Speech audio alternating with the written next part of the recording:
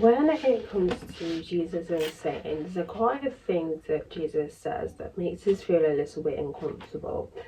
And I'm going to be talking about the verses in Matthew chapter 10, and this is from verse 37.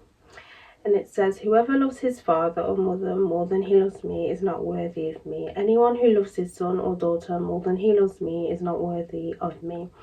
And anyone who does not take up his execution state and follow me is not worthy." And so those first two verses about, loving your father and mother more than, him, more than Jesus, is a no-no. And if you've got daughters and sons and you love them more than Jesus, then it's a no-no. Which, when you first read it, you think, wait a minute, this is a bit weird, especially if we go back to or back to Exodus. We go to that commandment where it says, honor your mother and father, and you think, okay, but then it says that then Jesus comes and says, actually, you need to put me above everybody that you know. Obviously here he highlights family members, but he means basically everyone. But obviously with family members, usually you would love them more than anybody. Obviously everyone has different circumstances and stuff. So why does he say this? So the reason for this is what can happen as well, is the idea is Jesus is supposed to be the head of everyone in our lives, and he's supposed to be like that cornerstone, and that person when it comes to making decisions. You think to yourself, okay, is this something Jesus would want me to do, or is it something that Jesus would approve? And when it comes to family and stuff like that, with fathers and mothers, sometimes you have that dynamic where, say, or even with your sons and daughters and stuff, where obviously you love your parents, but your parents may, for example, a good example would be your parents may not believe in Jesus. They may not be Christians. They may be, say for example, they may be Muslims. I know this is a bit of an extreme, but trying to, it's an easier one to kind of highlight. But say your parents are Muslim and you were Muslim, but then you realize actually Jesus is the only way to everlasting life, and obviously there's this this pressure then from your parents, of actually, no, we believe in Muhammad, we believe in the teachings of the Quran and that sort of thing, and you've got that force and you may think, well, I need to do what my parents say, or to cause, obviously I'm going to the extremes here because the Muslim religion is a whole another loophole, but I need to kind of honor my parents, this, that and that. But Jesus is pointing out, actually, that I am the truth, so follow the truth. And it's that kind of thing where sometimes we want to kind of please our parents, but at the end of the day, is it something that is going to be beneficial for us?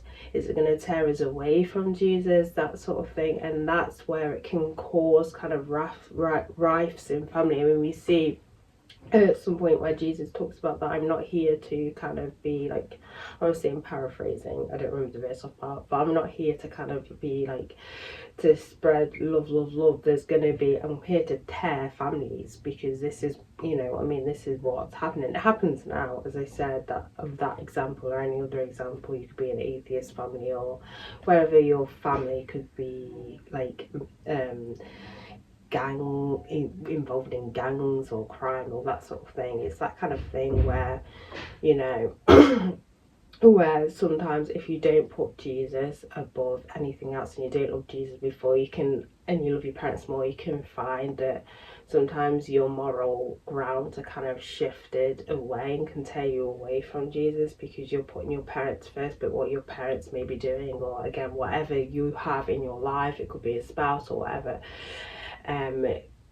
could actually be tearing you apart from Jesus, and not actually, your morals could be going down and that kind of thing. So that's why he points out here that you know, you have to love me first. You have to love me above everything else. It's not necessary as a hatred kind of thing as such, but it's more of a moral kind of thing where you have to put him first. You have to love him more than anything. You have to love him. You basically laying down his life. I mean, and it says on verse 38, and anyone who does not take up his execution stake and follow me is not worthy of me. I mean, as again, spreading the gospel, spreading Jesus, we're going to get persecution. Obviously, it's more depending on what country you live in, and you see it with, you know, these what's that, I can't think of that, called Open Doors, where you see these pastors talking about how they're still spreading the gospel, but their life is, you know, their life is on the line, and that's basically it. You're basically laying down your life for Jesus. That's how much you love him and how much you want everyone else to know him.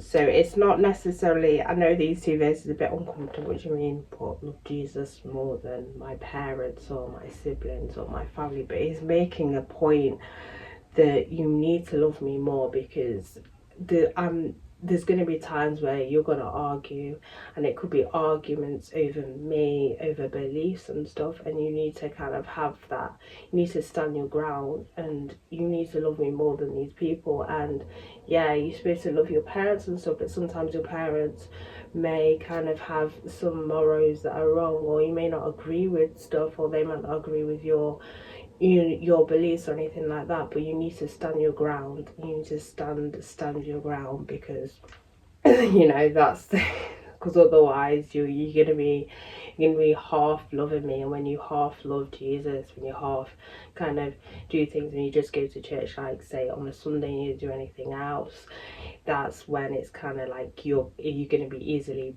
you know, you're gonna easily backslide completely. So that's why you need to love Jesus more. So even though it does sound a little bit what, but it's more so the fact that things are going to be coming your way, and your immediate family or your immediate friends are going to be the first ones that may push against your new beliefs or push against what you believe and stuff like that. And that's why he said you need to love me more.